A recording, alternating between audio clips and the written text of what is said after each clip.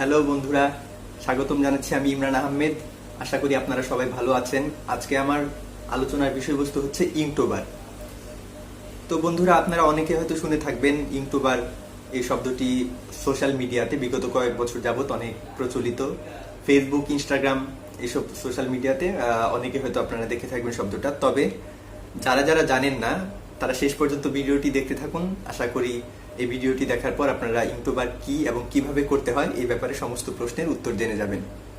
ইঙ্কটোবার এই শব্দটি প্রথম ব্যবহার করেন জেক পার্কার নামের একজন আমেরিকান আর্টিস্ট 2009 সালে। তো সেই সময় সে একটা সেলফ চ্যালেঞ্জ হিসেবে শব্দটি প্রচলন করেন অক্টোবর মাসে।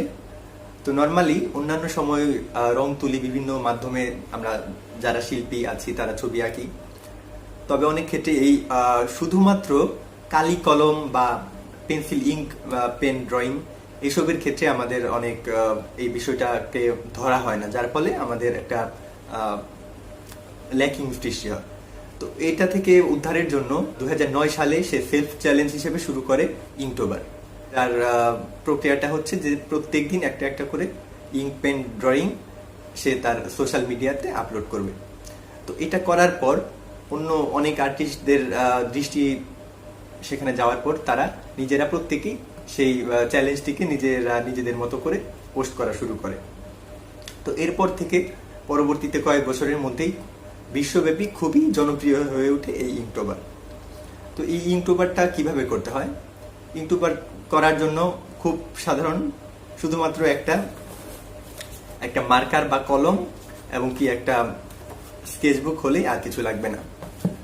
তো এই ইঙ্কটোবার কি বিষয়ে আঁকবে এটার হচ্ছে যে কালি কলম ইউজ করে যে কোনো টপিকের উপর একজন শিল্পী ছবি আঁকতে পারে।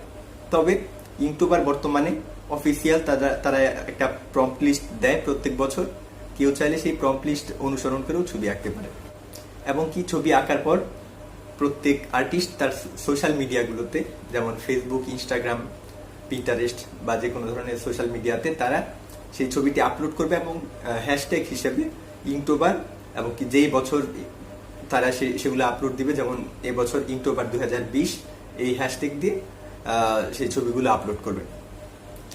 তো এই ইঙ্কটোবার এই চ্যালেঞ্জটি চালু হওয়ার পর কি লাভ হয়েছে আমরা যদি চিন্তা করে দেখি, যে একই সাথে কালি কলম দিয়ে শিল্পীদের একটা প্র্যাকটিস হয়ে যাচ্ছে, পাশাপাশি আর্টিস্টদের মধ্যে এক ধরনের কমিউনিটি বিল্ড আপ হচ্ছে, যার ফলে আঁকাআঁকির চর্চার পাশাপাশি তাদের মধ্যে একটা বন্ধন দৃঢ় হচ্ছে এবং কি একটা চ্যালেঞ্জ হিসেবে অনেকে অনেক খুব ইন্টারেস্টিং ভাবে বিষয়গুলোকে চর্চা করছেন।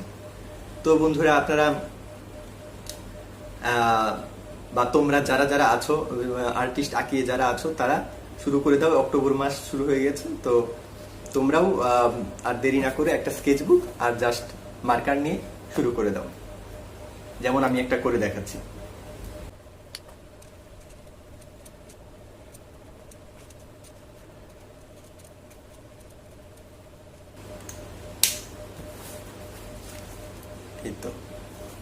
এবং বাংলাদেশে এই ইঙ্কটোবার চর্চাটা 2009 সালের পর 2013 সাল থেকে আমি দেখে আসছি যে শুরু, অনেকেই পোস্ট করে, অনেকেই ব্যক্তিগতভাবে ফেসবুকে পোস্ট করে, অন্যান্য সোশ্যাল মিডিয়াতেও পোস্ট করে। পাশাপাশি বিশ্ববিদ্যালয়গুলোতে, বিশেষ করে যেখানে যেখানে চারুকলা ইনস্টিটিউট আছে, যেমন জাহাঙ্গীরনগর বিশ্ববিদ্যালয়, ঢাকা বিশ্ববিদ্যালয়, সেখানে চারুকলা অনুষদ থেকে তারা প্রতি বছর অনেকে মিলে এই ইঙ্কটোবারের আয়োজন করে এবং কি অর্থাৎ ইঙ্কটোবার অক্টোবর মাসের 31 দিনে 31টা আর্টওয়ার্ক সম্পন্ন করার পর অনেকেই সেটা একটা প্রদর্শনী করে। তো আপনারা এই অক্টোবর